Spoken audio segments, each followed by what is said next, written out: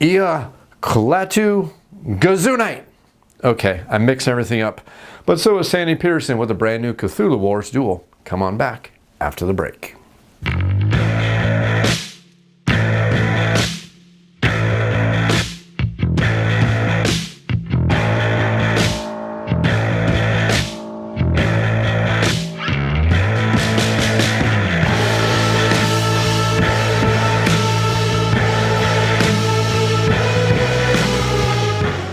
Hey everybody, welcome to the show, Board Game Reviews. Unlike the horrible intro, this is not a YouTube channel about horrible intros and bad jokes. It's actually a YouTube channel all about the tabletop gaming hobby. And this week we are looking at Cthulhu Wars Duel from Sandy Peterson Games. Now, if you're not familiar with Cthulhu Wars or Cthulhu Wars Duel, what this is a tabletop area control asymmetric game where the players are controlling the end time forces from the outer planes who are trying to wreak havoc and destruction on our planet. But we're doing this on a tabletop, rolling dice, playing area control, trying to dominate the map, and trying to be the first person to get 30 doom to take over the world, have the most victory points, and be the grand winner at the end of the game. Now, Cthulhu Wars itself, at its heart, is an area control, area majority, victory point type game where the players are controlling these different armies that play extremely asymmetric.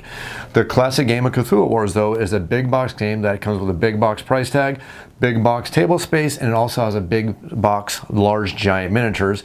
And it's a game that's actually best at a 3 to 4 or plus higher player count, and it's actually a game that can play up to 11 players if you have the right kind of maps, right kind of expansions, and right kind of add-ons for the game.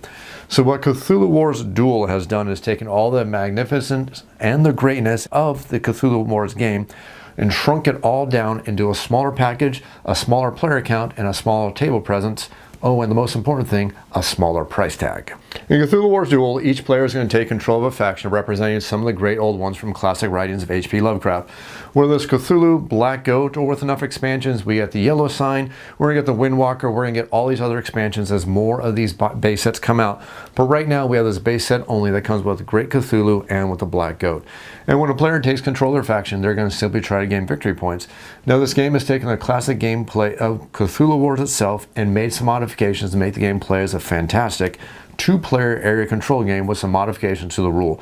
So the first thing I need to suggest to you is when you open up the box, turn to the first couple pages of the book and see the 2 pages worth of rules that have actually changed. Because if you try to play the standard way of Cthulhu Wars, this is not going to make any sense to you at all.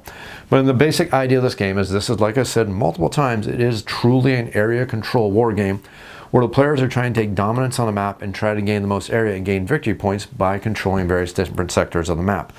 What changes this game up from the standard area control game is the fact that every one of these factions is 100% asymmetric. You have your own unique units, you have your own unique special powers, you have your own unique spell books, and you're going to unlock these spell books to gain extra powers. Now, the way you're going to win this game is by being the first person to get up to 30 victory points. That doesn't make you the victor of the game, though. That just brings about the end game. And then once all the players add up all their secret victory points and their total victory points, then and only then are you going to decide the grand winner of the game. Now, the way players gain victory points in this game is actually an interesting departure from the standard rules of the game. You're going to get victory points by entering areas with your opponents, rolling dice, going into combat, and defeating your opponents, because you get victory points for defeating your opponents. You're also going to gain victory points by performing rituals of annihilation, which require power and other things to do. And you're also going to gain victory points by special powers and also by getting these doom signs and opening these elder signs to create extra doom to score victory points. Now, those aren't the only ways to get victory points. Those are pretty much the dominant ways you can get victory points in this game. And this game has a new tempo and a new flow to it because unlike standard Cthulhu Wars, sorry to keep hopping back and forth between both of them because I know the first thing people want to know is what's different here. So I'm trying to cover that for you really quickly here. But unlike standard Cthulhu Wars, well, this is a game of sitting back, biding your time, and trying to be the last person left with power. This is more of a game of area control and actually control of the tempo of the game. Because in this game, the first person every single round who manages to burn out all of their power is going to start activating the Doom track decay token. And the decay token is going to make it so every single time your turn comes back around, when you have an opponent who doesn't have any power left, you need to burn power just to keep the decay marker in play, so to speak. If you can't pay the cost of the decay marker, your turn is going to come to an end. So now we have a game that's evolved and changed its gameplay and the mechanics and the basic strategies of the game. Not only that, you no longer get power just from controlling these gates and the standard rules of the game. Again, there's new ways to score victory points, new ways to control the game, and new ways to control the tempo of the game itself. Now, Cthulhu Wars Duel is a very fast-playing game. It's playable in about an hour. It does play up to 2 players.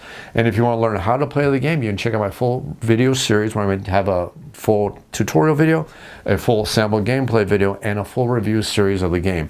Now, if you have any comments or questions, make sure you leave them down in the YouTube comments down below. I'll be sure to get to them as quickly as I can. You can also feel free to email me at off-the-shelf-board-game-reviews. That's otsbgr@gmail.com. Be sure to answer emails as quickly as I can. And if you enjoy this channel, if you enjoy this content, think about supporting the channel over on Patreon. That's patreon.com/OTSBGR. Just a simple dollar in the tip jar can help keep the lights on, help me cover my costs, and help keep this channel growing strong. If you enjoy this video and this video series, click that like button, click that subscribe button, and as always, thanks for watching.